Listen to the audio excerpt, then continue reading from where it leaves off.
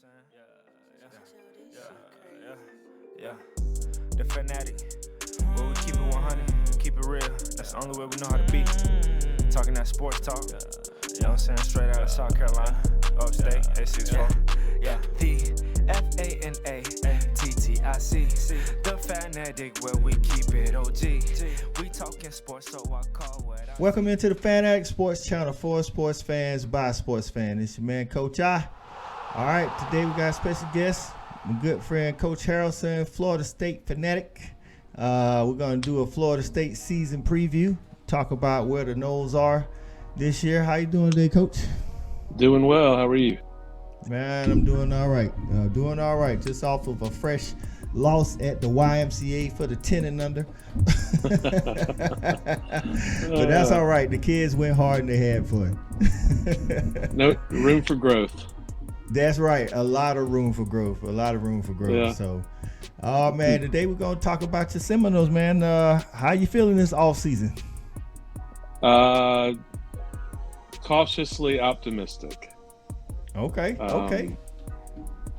I think we're headed in the right direction. How quickly that happens, hopefully sooner rather than later. You know,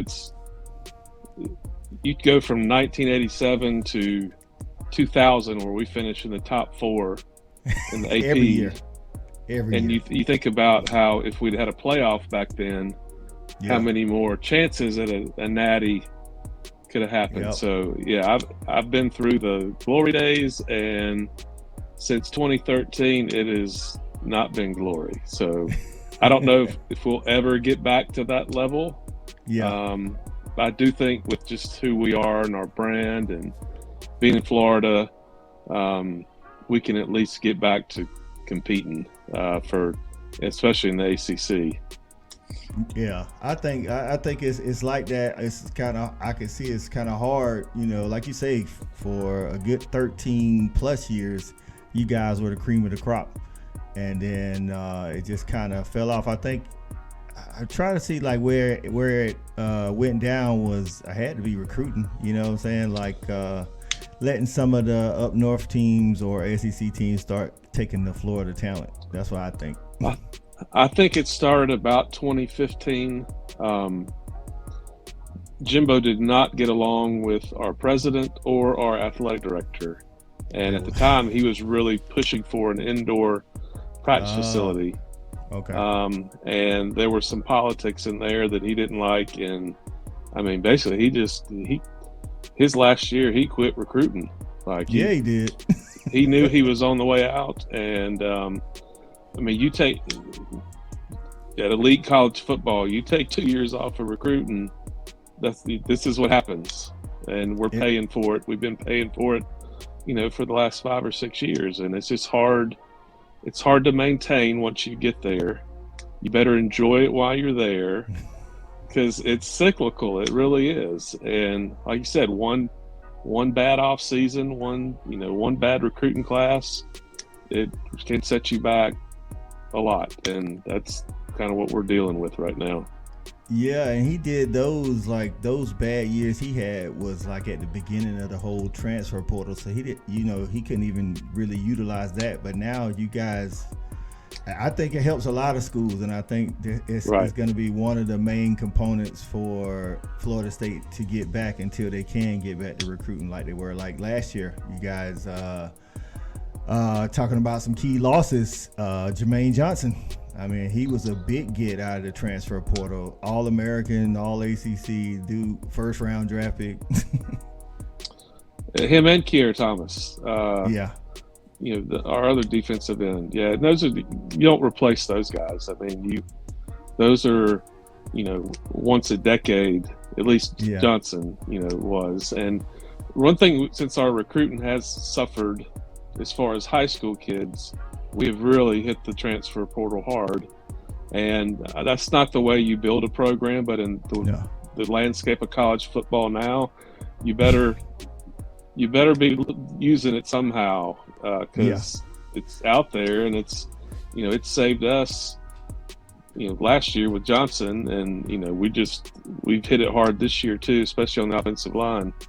Yeah, and that's been one of the weak points for Florida State. And the transfer portal is something like those guys have already played in college. So Right. even if they weren't All-Americans where they were, they got a lot of experience. And some of that, you just can't teach that to an incoming freshman, right? Especially Right. on the offensive line. You rarely get true freshmen to contribute on the offensive line.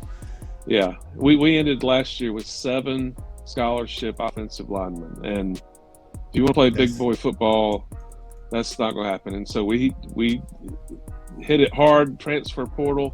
I think we brought 10 offensive linemen in. 4 were true freshmen and 6 were portal. And we started camp this week with 21 offensive linemen, which you have to have not only just from a depth wise, but in practice for competition. You know, if I've only 7 of us and there's nobody behind me pushing me, then, you know, it is what it is. So I know you can't really yell at me because I'm all you got. They've definitely thrown numbers at the situation. Obviously, I would love to go back and let's develop freshmen and let's do, but at the end of the day, it's such a short time to be in the sunshine that whatever is available to you, NIL, you know, whatever, you got to take advantage of it. Yeah, and like with the transfer portal, like with somebody like Johnson, you guys, of course, didn't get him but for 1 year, but you hope you get him out of the transfer portal and they have at least 2 years. Right. Now you can recruit a kid the same year you get that 2-year guy, and now he plays for 2 years, and now you hope redshirt sophomore guy comes in, and then you can start building. But if you get the one times, I mean, you don't pass on a Jermaine Johnson, but no. if you can help it, you want to get the ones that have like 2, maybe even 3 years it's like left. Jamie Robinson, safety, came from South Carolina. This is his 2nd year in the program. He'll be one of our top defenders. So you're not going to turn your nose up at Johnson, but you would like to have him for at least more than a year. Yeah, and you got along with Robinson, y'all bring back. I think the defensive secondary will be on defense definitely the strength of the defense, because you guys bring back 5 DBs that have significant playing time back there, including Jamie Robinson. Yeah, and I listened to a podcast today that we've got a freshman who's showing out right now, Azaria Thomas. Okay. And we got burned with Travis Hunter. Obviously. Yes. I mean, for 2 years he was our biggest cheerleader, and so people, are down about not getting him. But this Azaria Thomas he's still a 4-star guy, and we got Sam McCall, who's a 5-star guy that have looked really good in camp. But our defense is. Again, you're not going to replace Johnson, but our interior line is stout, and we got Tatum Bethune from Central Florida to be our middle linebacker. So I think defense will surprise some people.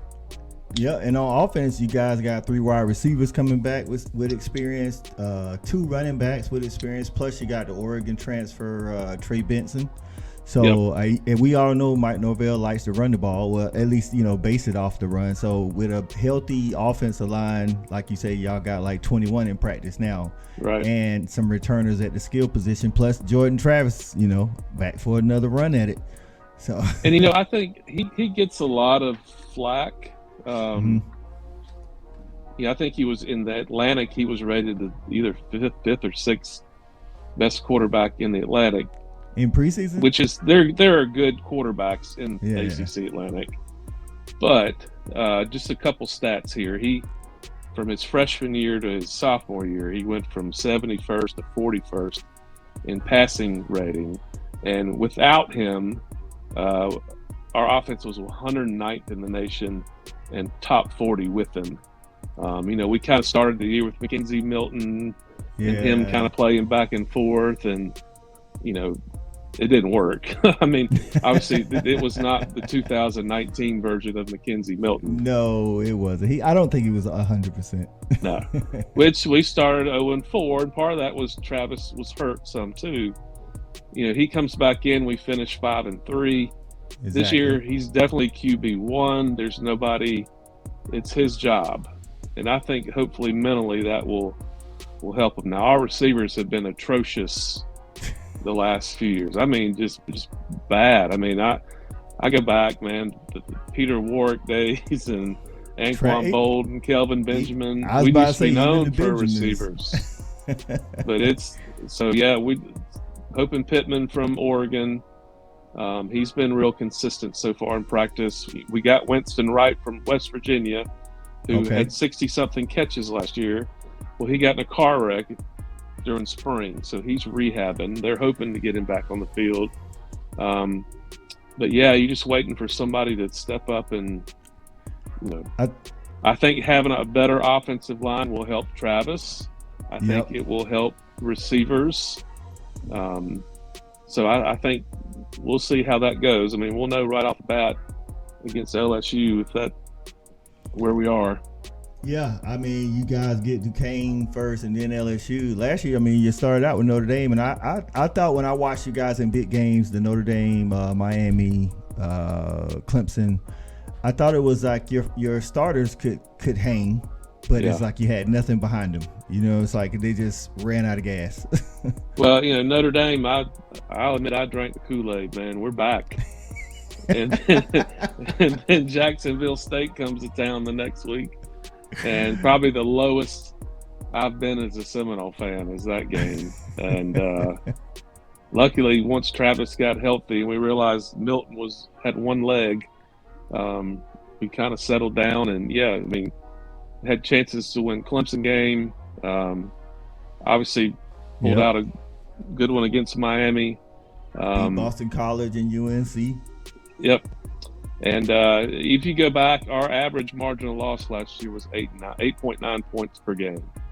Yeah. So if you take, we had a chance to beat Notre Dame. We could have, and every team can do this, but you don't lose to Jacksonville State, and then you hang on against Clemson, and instead of being 5-7, now you're 8-4, and it's a whole different feeling.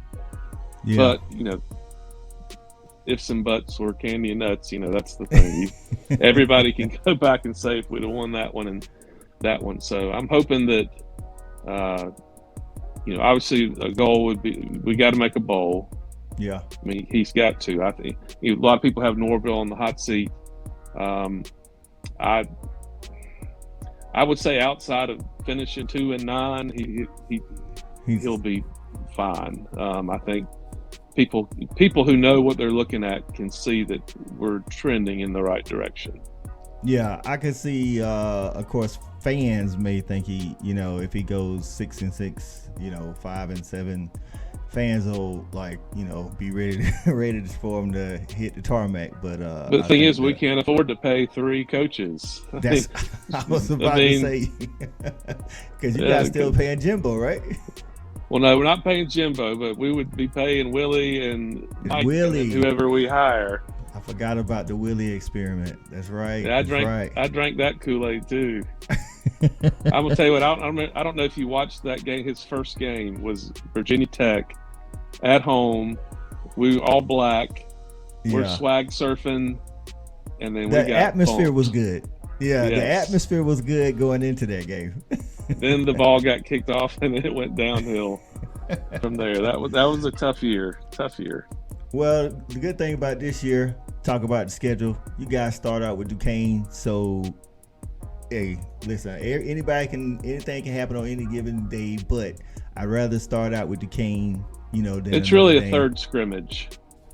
That's what I was going to say. It's like a scrimmage, and you can really iron some stuff out in real game time. You know what I'm saying? Referees, everything. So before you actually take on LSU in what is a pseudo home game for them. I mean, it's in New Orleans. Yeah, I know. I don't like playing New Orleans, but hopefully, their new system and new, that's what we'll see. You never know.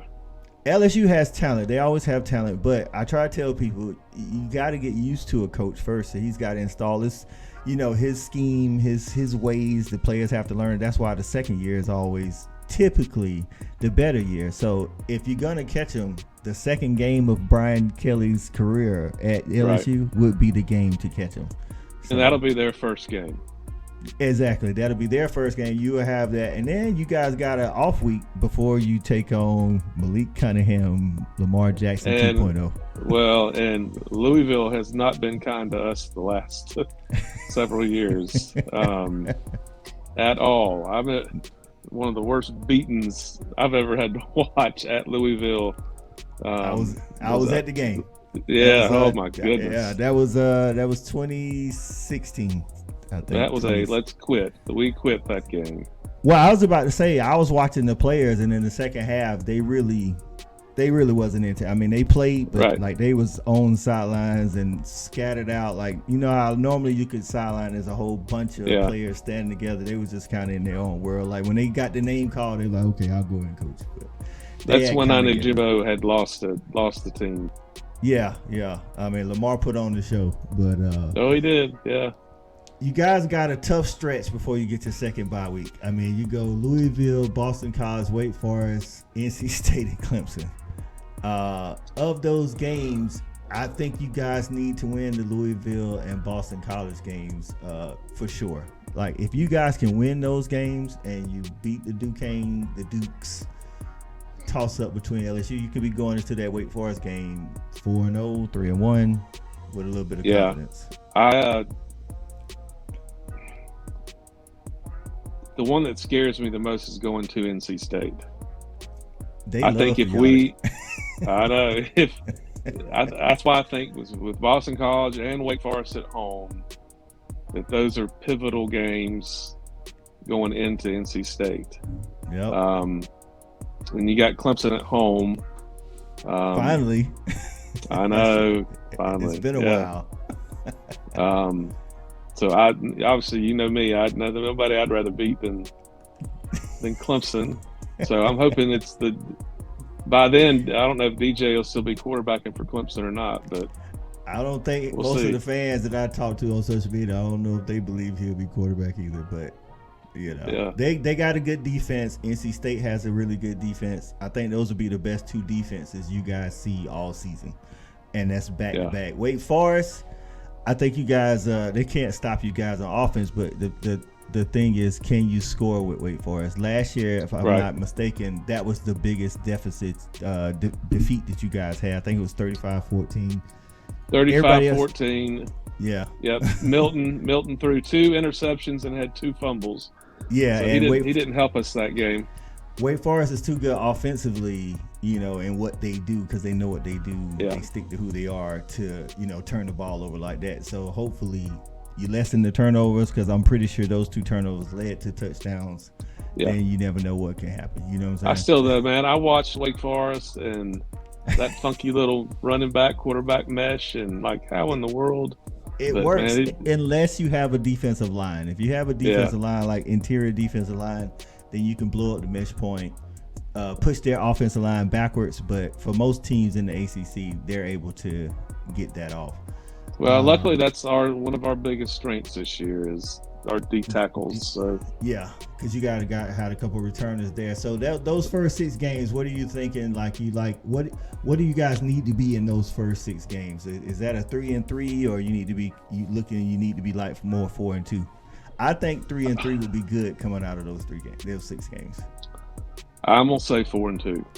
Okay, because I'm looking at the back end of the schedule, and if we're trying to go 7-5, 8-4, you come off an off week and you do the Yellow Jackets, Miami, Syracuse, and the Raging Cajuns. So I'm thinking Miami, of course, it's a rival toss up, but I think the other 3, I ain't gonna say they're in the bag, but I think you should be able to handle those guys. So if you're going 3-1 there, and then you finish with, of course, the Gators, who they got a new coach at home.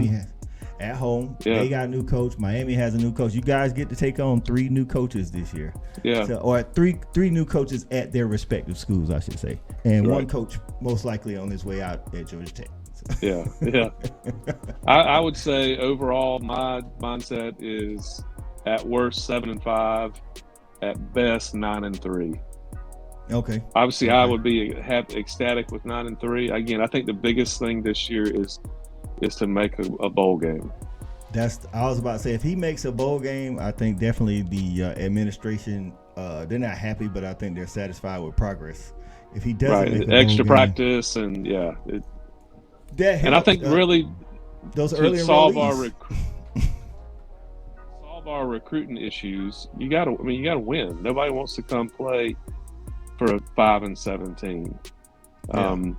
So obviously winning is the key to improving recruiting. So yeah, like I said, I'm cautiously optimistic. I will say this: if Travis gets hurt, then throw all that out the window. I mean, we really need him to be healthy the whole year. Okay, so we already kind of touched on it, but from what you're saying, you think this is the year to kind of start turning that corner for Norvell? I think so. I think with an improved offensive line, and I think with Travis, his confidence, he's QB1. I mean, more times than not, he's had to run because he had to running for his life. And he's not an elite passer, but I think he's good enough with a good offensive line to be effective.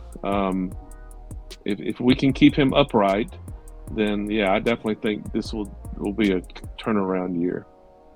I think, like you said, a little bit earlier, winning cures a lot. I mean, kids will put up with a lot of stuff if you win it. I mean, I know NIL is out there, but I mean, everybody has access to NIL in some form or fashion. I think a lot of the dust is going to settle with all this offseason NIL talk once the teams hit the field and you're like, okay, this team is still winning or not winning, and this team is, and winning definitely, I think, overall cures everything. So well, and I think hopefully by the time we play Miami, they're already on probation, where this cat's throwing all kind of money. Listen, I'm like, if this don't see, it just feels, it has that feel. I'm not saying that he's doing anything wrong. All I'm saying is it has the same feel as the guy that went to jail the first time around. You know, he was just, I know this time, you have NIL, that time you didn't. It's just NIL, I think it's good that the players get paid. I just think they have to put some kind of boundaries on it, because otherwise, how can you say somebody's doing something wrong? Right. It's like, I had to laugh last week at Jeremy Pruitt. It's like, dude, man, you just waited you were 2 years too early. you were ahead of your time. Yeah. Now all that stuff's legal. That's right. So on to predictions. So Vegas, we'll go through the schedule one game at a time. Vegas has y'all at 6.5. So for those watching that don't know, Vegas gives a point for a win and a half for a toss-up game, and of course you don't get anything for a loss. And we're gonna go game by game, and you tell me if it's a win, loss, or toss-up. All right, so we already got the Duquesne Dukes. We got that as a win. Yep. All right. Versus LSU. I've got it as a toss-up. Toss-up. All right. At Louisville. I have that as a toss-up. All right. Boston College at home. W. I'm with you. Wake Forest at home. W. All right. NC State in Raleigh. Loss. Okay. Clemson in Tallahassee, the first time since 2018. This is biased. I'm going to say toss-up.